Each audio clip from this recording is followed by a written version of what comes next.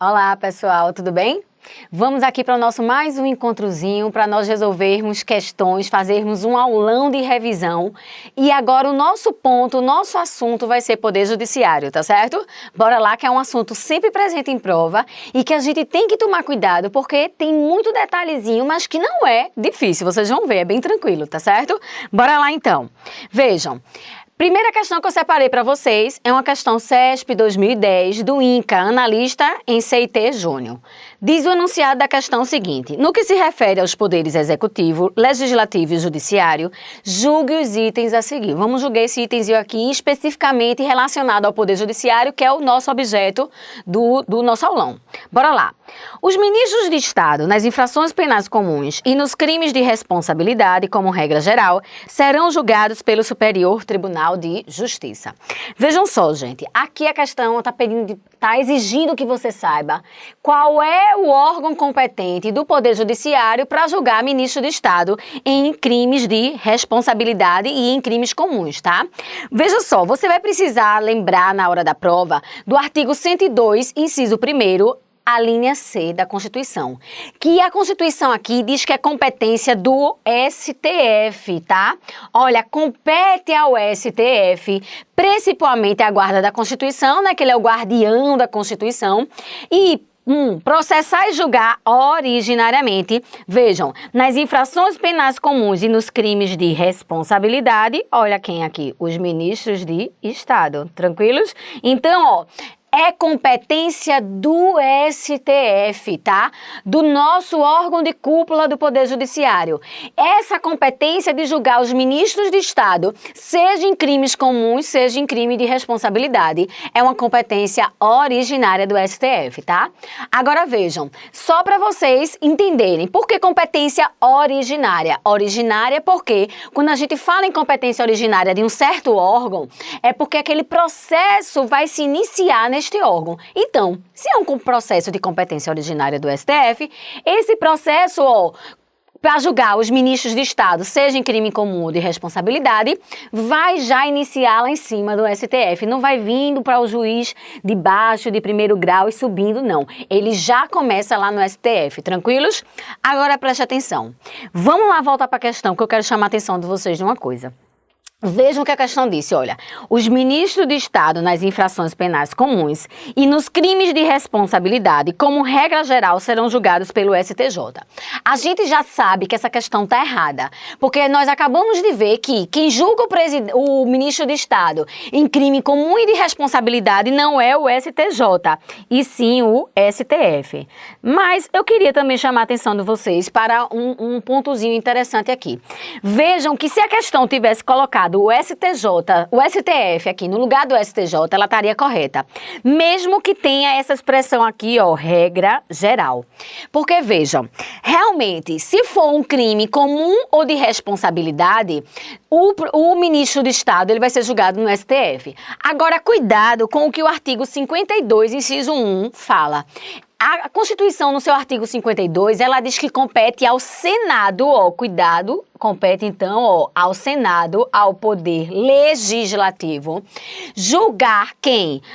Processar e julgar nos crimes de responsabilidade o presidente da República e o vice, bem como os ministros de Estado e os comandantes da Marinha, do Exército e da Aeronáutica nos crimes da mesma natureza, cuidado, conexo com aqueles. O que é que a Constituição está dizendo então aqui no artigo 52 que você tem que tomar cuidado? Veja, se esse crime de responsabilidade que o ministro do Estado está sendo julgado for um crime de responsabilidade que ele cometeu conexo com o presidente ou vice-presidente da República, ao invés dele ser julgado no STF, ele vai ser julgado no Senado Federal. Tranquilos? Então, cuidado, vocês precisam guardar essa seguinte informação. Esse resuminho com relação aos ministros de Estado. Ministros de Estado, crimes comuns de responsabilidade, a regra é que eles vão pro STF, ok? Agora, se esse crime de responsabilidade que o ministro do Estado cometeu foi um crime de responsabilidade conexo com o presidente ou vice-presidente da República, aí, ó, ele vai para o Senado Federal, que é quem julga o presidente e vice-presidente da República em casos de crime de responsabilidade. Então, o presidente, ó, puxa o ministro do Estado para lá, tranquilos? Então, não esqueçam mais, cuidado. Ministro do Estado, julgamento de crimes comuns ou de responsabilidade, STF. Agora, se o crime de responsabilidade que esse ministro do Estado está sendo julgado for um crime de responsabilidade que ele cometeu conexo com o presidente ou com o vice-presidente da República, ao invés dele ser julgado no STF, ele vai ser julgado no Senado Federal, tranquilos? Então, vamos voltar lá para a nossa assertiva. Então, a gente viu que a nossa assertiva de número 1, da nossa questãozinha 1, ela tá incorreta, tá? Porque, ó, os ministros de Estado nas infrações penais comuns e nos crimes de responsabilidade, como regra, realmente, serão julgados onde? No STF, não no STJ, como a questão falou, tranquilos? Lembrando que se esse crime de responsabilidade do ministro de Estado for cometido conexo com o presidente ou com o vice, ao invés do STF, ele vai ser julgado no Senado Federal. Joia? Tranquilos? Ok, né? Cuidado aí com os ministros de Estado, tá? Que eles sempre estão presentes em provas do Poder Judiciário. Vamos para a nossa segunda questão, gente. Questão 2. CESP, ó, 2013, novinha, CNJ do cargo de analista judiciário. Acerca do contorno constitucional do Poder Judiciário e dos seus órgãos, julgue os itens a seguir. Então, bora lá. Vamos ver se nossa assertivazinha está verdadeira ou falsa. Disse a assertiva: o Poder Judiciário goza de autonomia administrativa, razão porque se auto-organiza, razão porque auto-organiza seus serviços, mas não detém autonomia financeira. A questão está dizendo, o Poder Judiciário goza de autonomia administrativa, razão porque auto-organiza os seus serviços, mas não detém autonomia financeira. Preste atenção, aqui, a gente tem que lembrar do que está no artigo 99 do texto constitucional. A Constituição, lá no artigo 99, ela vem dizer que o Poder Judiciário tem tanto autonomia, administrativa, quanto financeira. Poder Judiciário possui autonomia administrativa e financeira. Ou seja, o Poder Judiciário, na sua autonomia administrativa, ele auto-organiza os seus serviços, ok? E isso é o que significa a autonomia administrativa do Poder Judiciário. Mas o Judiciário também tem autonomia financeira, que é a autonomia de ele gastar o seu orçamento da forma que lhe melhor prover, tá certo? Então, cuidado aqui, não confundam, cuidado com isso, não confundam a autonomia financeira que o Poder Judiciário tem, que é essa autonomia de ele pegar a sua parte do orçamento e gastar da forma que ele achar melhor, com a autonomia orçamentária, porque veja, o Poder Judiciário não tem autonomia orçamentária. Cuidado, as provas adoram colocar que o Poder Judiciário tem autonomia orçamentária. E não tem, tá, gente? Só para vocês entenderem porque o Judiciário não tem autonomia orçamentária. Vocês precisam guardar aqui. Imaginem aqui, que esse círculo é o nosso orçamento público, tá? O orçamento público, ele é um só. O orçamento público é um só. E aqui, como se fosse uma grande pizza, você vai ter as fatias de cada poder. Então, você tem a fatia do Poder Legislativo, do Poder Judiciário, ok? Então, vejam que o Poder Judiciário, ele tem autonomia financeira, que é pegar essa parcela sua do orçamento e gastar. Agora, a autonomia orçamentária ele não tem, tranquilos? Então guarde, Poder Judiciário possui duas autonomias, financeira e a autonomia administrativa e financeira, orçamentária não, orçamentária não, tranquilos? Voltando para a questão então, o Poder Judiciário goza de autonomia administrativa, ok, razão porque auto-organiza seus serviços, não é isso? Joia. Mas não detém autonomia financeira aí não, né, gente? Aí a questão, tá errada, tá? Porque ele, detém sim autonomia financeira, como nós acabamos de ver, tranquilos? Guarda então, Poder Judiciário possui autonomia administrativa e financeira. Então, a nossa questão aqui, a nossa assertiva da questãozinha número 2, ela também está falsa. Tranquilos? Ok? Cuidado com as autonomias do Poder Judiciário. Vamos para a nossa questão de número 3. Outra questãozinha CESP 2013 também, ó, do TRT da 10ª região, do cargo de analista judiciário. Diz o enunciado da questão: no que se refere aos poderes da República, julgue os itens seguintes. Bora lá? Então vamos lá. O que é que a nossa assertiva traz? O Conselho Nacional de Justiça não é órgão do Poder Judiciário, mas sim ente autônomo cuja função é exercer o controle externo de todos os órgãos que integram o Poder Judiciário. Gente, ó, a questão está exigindo de vocês o conhecimento com relação ao CNJ, o Conselho Nacional de Justiça. Cuidado com o CNJ, tá? Vejam só. Quando a gente aprende a separação dos poderes, o princípio da separação dos poderes, a gente aprende o quê? Bora lá. Que são poderes da União. Tá lá no artigo 2º da Constituição, né? Assim, são poderes da União, independentes e harmônicos entre si, quem? O poder legislativo, o poder executivo e o poder judiciário. E nessa teoria da separação dos poderes, a gente aprende que a função típica principal, precípua do Poder Judiciário é a função jurisdicional, ou seja, a função de julgar. Não é assim que funciona? Ok, Poder Judiciário tem como função principal, precípua, a função de julgar. Agora veja, por que eu estou falando nisso aqui? Porque o CNJ, ele está lá no artigo 92 do texto constitucional como um dos órgãos do Poder Judiciário. Minha gente, pelo amor de Deus, o CNJ é sim órgão do Poder Judiciário, ele pertence ao Poder Judiciário. Agora, qual é o X da questão? Vejam, ele está no artigo 92, inciso 1A. O CNJ, o Conselho Nacional de Justiça, é órgão do Poder Judiciário. Mas qual é o X da questão aqui, que a prova gosta de colocar que ele não pertence? Por que a prova faz isso? Porque vocês vão guardar o seguinte: apesar de o CNJ pertencer ao Poder Judiciário e que o Poder Judiciário tem função típica de julgar, o CNJ é um órgão do Poder Judiciário que não exerce essa função típica do Judiciário de julgar. O CNJ, minha gente, apesar de pertencer ao Poder Judiciário, ele é um órgão meramente administrativo. Cuidado com isso. CNJ, apesar de pertencer ao Poder Judiciário, ele não exerce jurisdição. Cuidado com isso, tá, minha gente? Então, por causa disso, por causa deste ponto, deste fato de o CNJ não exercer jurisdição, as provas tendem a colocar que o CNJ não pertenceria ao Poder Judiciário, mas está errado.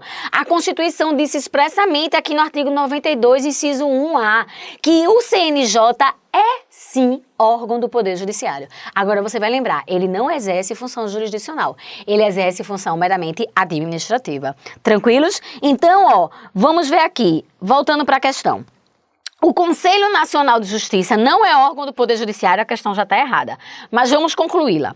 Mas sim ente autônomo, cuja função é exercer o controle externo de todos os órgãos que integram o Poder Judiciário. Vejam só, cuidado com essa questão da atuação do CNJ, tá? A gente já acabou de ver, ele é sim órgão do Poder Judiciário. Agora veja, a Constituição diz que o CNJ, ele tem a função de fazer o controle da atuação, administrativa e financeira do Poder Judiciário. Cuidado com isso, tá? Vejam, o CNJ é um órgão do Poder Judiciário e que ele não exerce a função típica do Judiciário, que é a função jurisdicional. Ele é um órgão meramente administrativo. E a Constituição, aqui no artigo 103b, parágrafo 4º, ela diz, olha, o CNJ, ele tem como competência fazer o controle da atuação administrativa e financeira. E aqui vai uma dicasinha para vocês, tá? Que sempre ajuda na prova. O que foi que a gente acabou de ver ainda agora? Que o Poder Judiciário possui autonomia administrativa e financeira, não foi isso? A gente acabou de ver, o Poder Judiciário tem autonomia administrativa e financeira. Gente, se o Judiciário tem autonomia administrativa e financeira, e se o CNJ é um órgão do Poder Judiciário, ele vai fazer o chamado controle interno. Controle interno. Guardem isso, CNJ, por pertencer ao Poder Judiciário, ele faz o controle interno do Poder Judiciário. Controle interno, ok? Cuidado com isso. Controle interno. Então, vejam, cuidado que o Judiciário, que o CNJ, ele não exerce o chamado controle externo, mas sim o controle interno. Controle interno. Por quê? Deixa eu explicar isso aqui para vocês. Quando a gente fala em controle interno ou externo, o que a gente leva em consideração para dizer se um controle é interno ou externo é se aquele controle está sendo exercido por um órgão do próprio poder ou não, ou se é exercido esse controle por um órgão externo ao poder. Bora lá. Aqui a gente está falando no CNJ, que é um órgão do Poder Judiciário. E a Constituição diz que ele faz o controle da atuação administrativa e financeira do Poder Judiciário. Então, se o CNJ é um órgão do Poder Judiciário e controla o Poder Judiciário, esse controle é um controle interno. Percebem? E não um controle externo, como, por exemplo, o Legislativo faz o controle externo do Poder Judiciário. Joia? Então, cuidado com isso, tá? Vejam, vamos lá voltar para a nossa assertiva. A gente já viu que ela está errada no começo, porque ela diz que o CNJ não é órgão do Poder Judiciário, e ele é. Só que ela continua, mas sim ente autônomo, cuja função é exercer o controle externo de todos os órgãos que integram o Poder Judiciário. Aí também está errada de novo, né? Porque o CNJ não faz controle externo, ele faz controle interno. Ele faz o controle interno, já que ele é um órgão do Poder Judiciário. Tranquilos? Então, ó, a nossa assertiva da questão de número 3, ela tá duplamente falsa. No momento em que ela afirma que o CNJ não é órgão do Poder Judiciário, e segundo, quando ela diz que o CNJ faz controle externo. Não, gente. Se o CNJ é um órgão do Poder Judiciário, o controle que ele faz no Judiciário, já que ele está dentro, é um controle interno. Tranquilos? Cuidado aí com o CNJ, que tem sido muito cobrado em prova. Joia? Vamos para a nossa próxima questão. Questão de número 4, outra questão CESP 2012, ó, do TRE do Rio de Janeiro, técnico judiciário. Com relação ao Poder Judiciário, julgue os itens seguintes. Então, bora lá, ver se nosso item aqui está verdadeiro ou falso. O magistrado fará jus à irredutibilidade de vencimentos, garantia prevista na Constituição Federal, somente após o cumprimento do estágio probatório. Gente, preste atenção nisso aqui.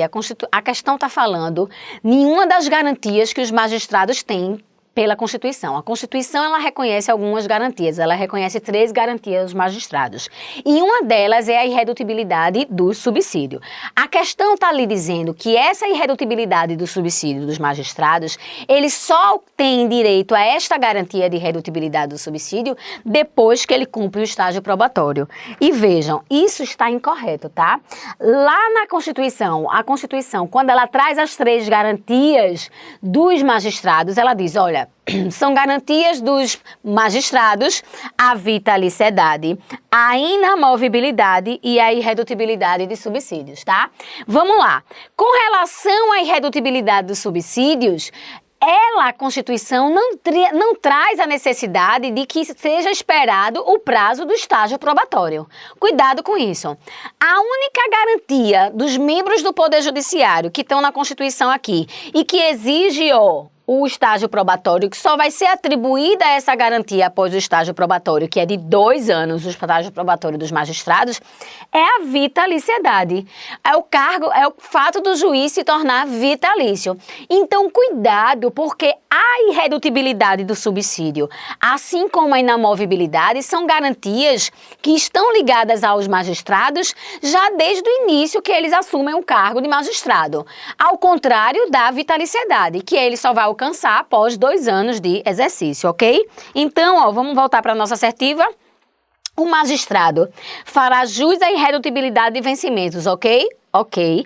Garantia prevista na Constituição, certo? Agora, somente após o cumprimento do estágio probatório? Não. Tá? Aí aqui a questão se torna incorreta, porque o magistrado tem direito a essa garantia da irredutibilidade dos subsídios desde o momento em que ele assume o seu cargo de magistrado. Tranquilos? Então a nossa assertiva da questão 4, ela está incorreta. Joia? Tranquilos? Vamos embora então para a nossa questãozinha, de número 5, tá? Vejam, CESP 2012, TRE do Rio de Janeiro, técnico judiciário. Com relação ao Poder Judiciário, julgue os itens seguintes. Aí disse a assertiva. O presidente do STF exerce também a presidência do Conselho Nacional de Justiça. Vejam, gente, realmente, tá? A Constituição, quando ela fala lá do CNJ, lá no artigo 103b, ela tem lá no parágrafo 1º, dizendo o seguinte: o Conselho, o CNJ, será presidido pelo presidente do STF. E nas suas ausências e impedimentos, pelo vice-presidente do STF. Então, você vai guardar a seguinte informação, tá? O presidente do STF é o presidente, tá? Não é qualquer ministro do STF, cuidado com isso. O presidente do STF é um dos membros do CNJ, tá?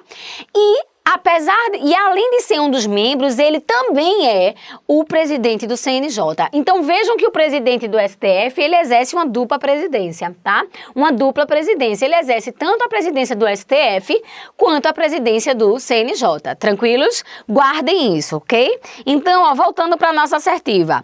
O presidente do STF exerce também a presidência do CNJ, do Conselho Nacional de Justiça. Ok, verdadeiro, tá?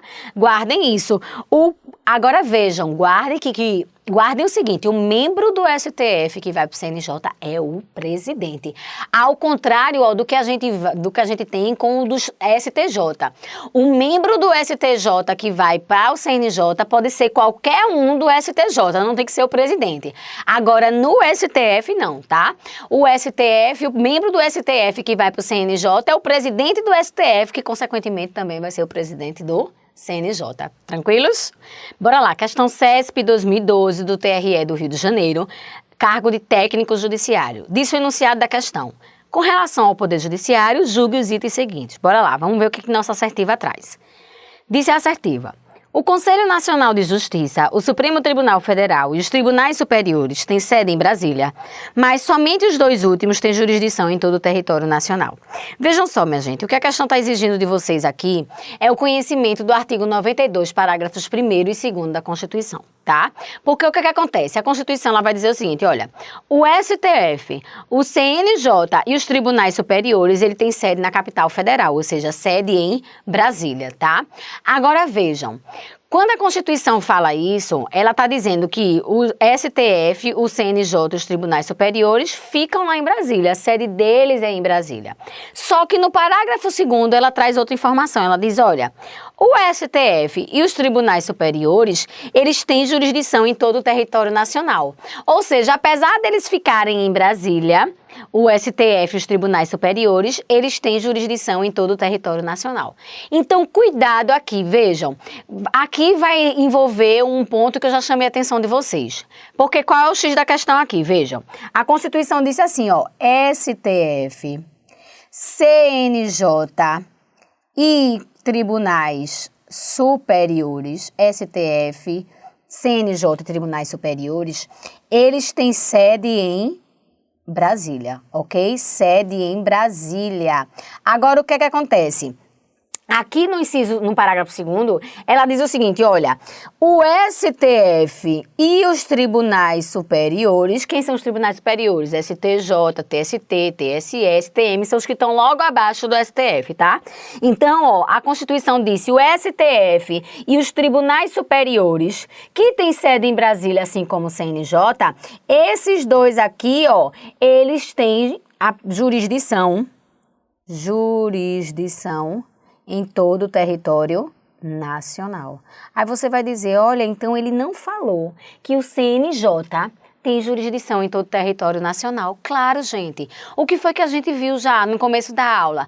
Que o CNJ, apesar de ser órgão do Poder Judiciário, ele não exerce jurisdição.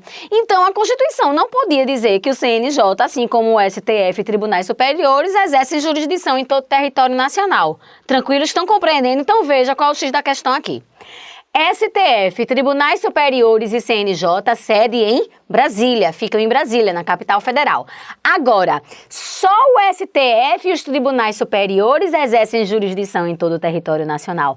A Constituição não podia dizer que o CNJ exerceria essa jurisdição em todo o território nacional, já que o CNJ não exerce jurisdição. Tranquilos? É um órgão meramente administrativo. Então, vamos voltar para a nossa questão aqui. O Conselho Nacional de Justiça, o Superior Tribunal Federal e os tribunais superiores têm sede em Brasília, ok? Ok, mas somente os dois últimos, quem são os dois últimos? STF e Tribunais Superiores. Somente os dois últimos têm jurisdição em todo o território nacional. A nossa questão está correta, tá? Cuidado, tá? Porque muitas vezes a prova aqui até ela foi boazinha, mas muitas vezes a questão ela coloca assim, ó. O STF, CNJ e Tribunais Superiores têm sede em Brasília e jurisdição em todo o território nacional. Não, né? A questão vai estar errada, porque CNJ não exerce jurisdição. Tranquilos? Ok? Joia, cuidado aí, tá? E vamos lá então para a nossa questãozinha de número 7. Questão do CESP 2012, ó, do STJ, tá? Julgue os próximos itens acerca dos poderes do Poder Judiciário, ok? Então, bora lá. O que é que a nossa assertiva diz? Ela traz o seguinte: compete privativamente ao STF processar e julgar originariamente, nas infrações penais comuns, o presidente da República, o vice-presidente, os membros do Congresso Nacional, seus próprios ministros, o Procurador-Geral da República e o Advogado-Geral da União. Vejam só, gente, a questão está querendo dizer que o STF julga originariamente as infrações penais comuns de todas essas autoridades aqui, tá? E aí, ó, realmente, tá?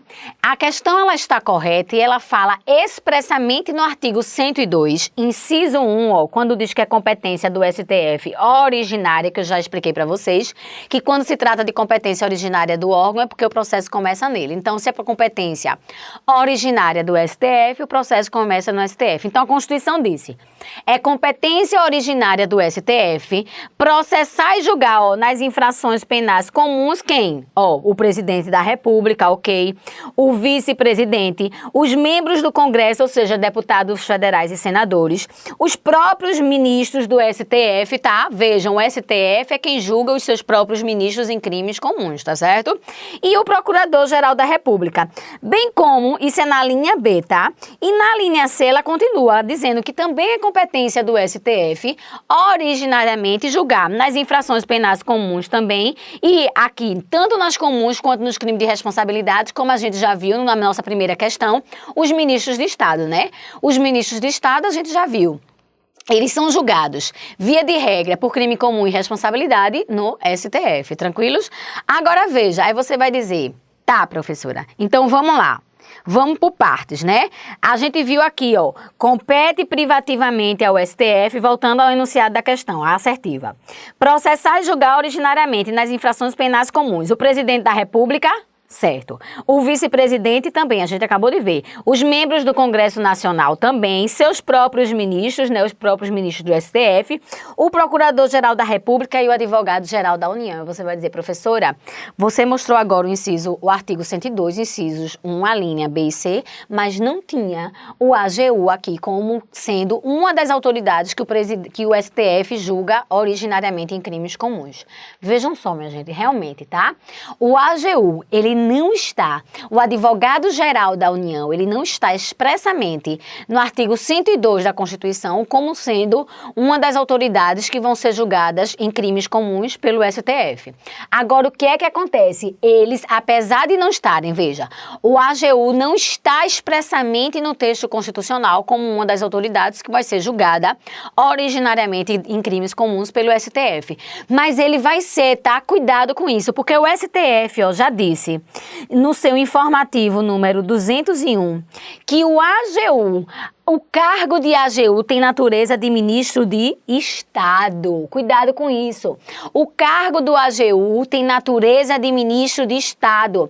Então, ó, se o cargo do AGU tem natureza de ministro de Estado e ministro de Estado em crimes comuns é julgado no STF, então você subentende também, e o STF já afirmou isso, que o AGU também vai ser julgado em crimes comuns pelo STF, tranquilos? Então, ó, o AGU também, tá? A nossa questão está verdadeira, porque realmente compete originariamente ao STF julgar todas essas autoridades, em crimes comuns, presidente da República, vice, ministros de Estado, membros do Congresso, seus próprios ministros, Procurador-Geral da República, e lembrem, apesar dela não falar expressamente do AGU, como o presidente julga ministros de Estado em crimes comuns, como o STF, julga os ministros de Estado em crime comum, então ele também vai julgar o AGU, porque o AGU tem natureza, o seu cargo tem natureza de cargo de ministro de Estado. Agora, cuidado, porque se a questão colocar de acordo com o expresso na Constituição, aí, o AGU não está expresso na Constituição como sendo uma autoridade julgada pelo STF em caso de crimes comuns, tá certo? Mas que ele é julgado porque o STF já disse que como o AGU exerce a função, que é uma função que equivale a cargo de ministro de Estado, que tem natureza de ministro de Estado, e o STF julga os ministros de Estado em crime comum, então eles também serão o AGU, ele também será julgado pelo STF em crimes comuns. Tranquilos? Então a nossa questãozinha de número 7 também tá verdadeira. Cuidado aí com a AGU, tá? Na prova. Questão 8. CESP 2012 do Tribunal de Contas do Distrito Federal. Julgue os itens que se seguem relativos ao Poder Judiciário. Bora lá. A assertiva diz o seguinte: a regra do 5º Constitucional se aplica aos tribunais regionais federais, aos tribunais dos estados, ao TJ do Distrito Federal e Territórios e aos tribunais do trabalho. Vejam só, minha gente, cuidado com o 5º Constitucional, tá? O 5º Constitucional é um assunto que sempre está presente em prova quando tem lá no seu programa, no seu conteúdo programático, ponto do Poder Judiciário. Vejam, a Constituição, ela fala do 5º Constitucional lá no artigo 94. O que é o 5º Constitucional? É a Constituição dizendo que 1/5, por isso que é 5º, 1/5 das vagas de alguns tribunais não serão ocupadas por membros do Poder Judiciário, e sim por membros de outros poderes, tá? Na verdade, por pessoas estranhas ao Poder Judiciário. Então, vejam, o 5º Constitucional é a Constituição dizendo, olha, certos órgãos do Poder Judiciário, certos tribunais, eles não serão ocupados, eles não serão compostos apenas de membros do Poder Judiciário. Certos tribunais, por meio do 5º Constitucional, diz que 1/5 dessas vagas desses tribunais serão ocupados não por membros do Poder Judiciário, mas sim, por membros do Ministério Público e advogados. Cuidado com isso, tá, gente? Vejam, o 5º Constitucional traz membros de quem? De qual órgão? Membros de que natureza? Do Ministério Público e da Advocacia. Cuidado com as questões de prova que colocam que o 5º Constitucional traz defensores públicos para os tribunais. Não traz, tá certo? O 5º Constitucional só traz membros do MP e advogados. Quais são esses tribunais que trazem o 5º Constitucional? Advogados e membros do Ministério Público. A Constituição diz, olha, os TRFs, os TJ e os TJs do Distrito Federal e Territórios, tá? E isso é o que está no artigo 94.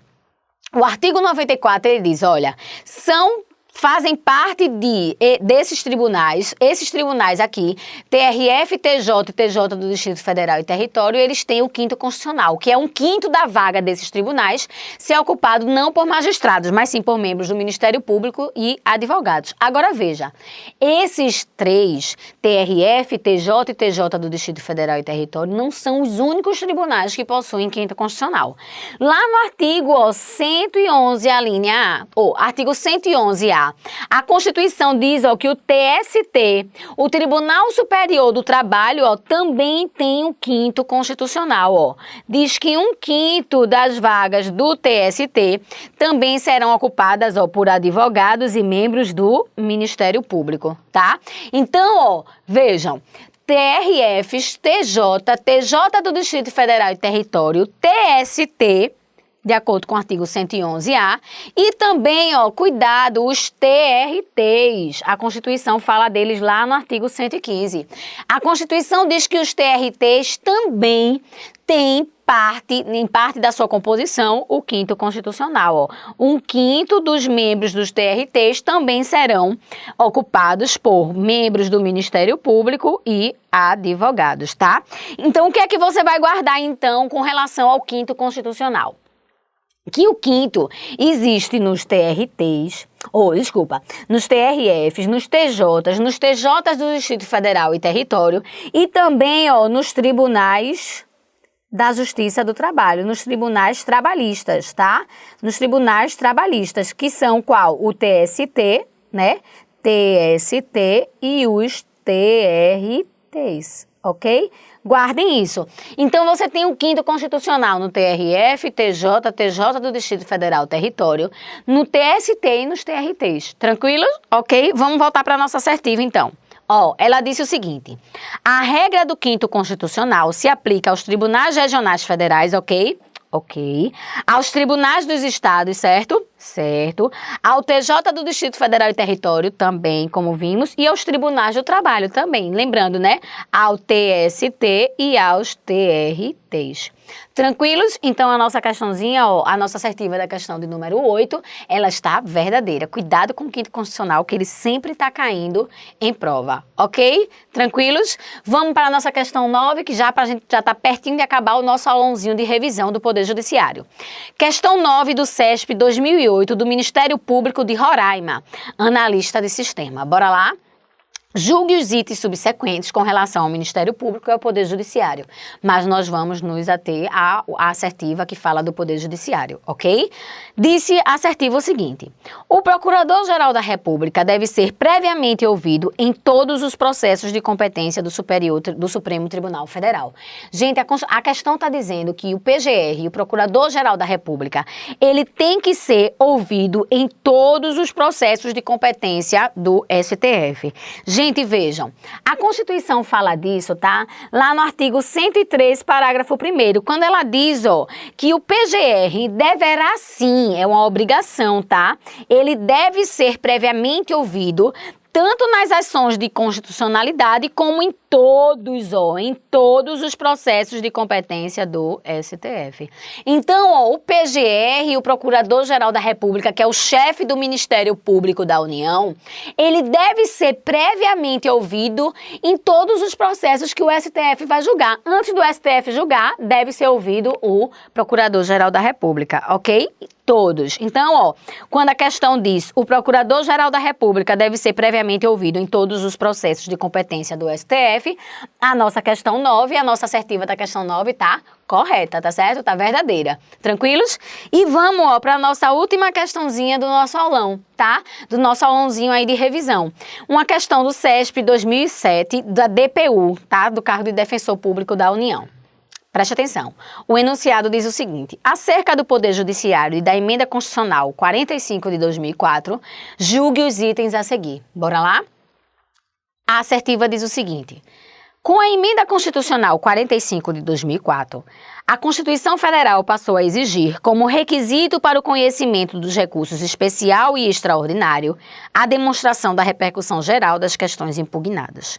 Preste atenção, minha gente, a questão aqui está exigindo que vocês tenham conhecimento da chamada repercussão geral, que foi um requisito que a Constituição trouxe agora com a emenda número 45 de 2004. Essa emenda que fez a reforma do Poder Judiciário, essa emenda 45, ela trouxe como uma de suas inovações a chamada repercussão geral. Essa repercussão geral, ela está prevista lá no artigo 102, parágrafo 3º. Só que a repercussão geral, minha gente, ela está presente nos recursos extraordinários. E recursos extraordinários, eles são julgados no STF, tá? Então, vejam, essa repercussão geral, ela diz o seguinte, o que é que a Constituição fala dessa repercussão geral? Ela diz assim, olha, no recurso extraordinário, o recorrente, ou seja, aquele que recorre, que entra com esse recurso extraordinário, deverá demonstrar a repercussão geral das questões constitucionais discutidas no caso, nos termos da lei, a fim de que o tribunal examine a admissão do recurso. Somente podendo recusá-lo, ou seja, dizer que que esse recurso extraordinário não tem repercussão geral, por 2/3 de seus membros. Então, veja, o que é, na verdade, essa repercussão geral? A Constituição disse assim, olha, como o recurso extraordinário é julgado pelo STF, e o STF, a gente já viu lá no artigo 102, lá no caput do artigo 102 da Constituição diz que é competência precípua, é função precípua do STF ser o guardião da Constituição. Então o STF, ele deveria ser tido realmente como uma corte constitucional, ou seja, para apenas ficar como guardião da Constituição e não ficar julgando qualquer tipo de processo. Não é para qualquer processo ficar chegando delegando ao STF, tá certo? Que é o órgão de cúpula do Poder Judiciário e tem como função principal ser o guardião da Constituição. Então, o que foi que essa emenda 45 fez? Ela trouxe esse parágrafo 2º do artigo 102 para dizer assim, olha, o STF só vai julgar os recursos extraordinários que possuírem a chamada repercussão geral. O que seria essa repercussão geral? Seria a demonstração pelo recorrente, por aquele que entra com um recurso extraordinário, de que aquela questão que ele está discutindo ali naquele recurso é uma questão que pode repercutir na vida de muita gente, percebe? É uma questão que é uma matéria que pode gerar uma grande repercussão, uma repercussão geral. Então vejam que a emenda 45 trouxe a repercussão geral como um dos pré-requisitos para o recurso extraordinário ser analisado no STF, ok? Agora veja, vamos voltar para a nossa questão então. Ela disse o seguinte, com a emenda constitucional 45 de 2004, a Constituição Federal passou a exigir como requisito para o conhecimento dos recursos especial e extraordinário a demonstração da repercussão geral das questões impugnadas. E aí, gente, a questão está errada, né? Porque veja, a Constituição, com a emenda 45, passou a exigir como requisito do recurso extraordinário apenas a tal da repercussão geral, né? Não foi requisito trazido pela emenda 45 a repercussão geral, ó, para os recursos especiais. Recurso especial é lá para o STJ e não para o STF, tá? Então, cuidado que repercussão geral só é um requisito exigido para o recurso extraordinário. Agora, para o recurso especial, não. Tranquilos? Então, a nossa última questão da nossa revisãozinha, do nosso aulãozinho de revisão do Poder Judiciário, ela está incorreta, tá? Lembre-se, a repercussão geral, ela só é necessária no recurso extraordinário. Tranquilo, gente? Bem, a gente aqui termina esse nosso aulãozinho de revisão, tá? Com relação ao Poder Judiciário. E aí, eu convido a vocês a gente responder mais questões nos nossos simulados comentados. Tranquilos? Ok? Até lá, até mais, até o nosso próximo encontro.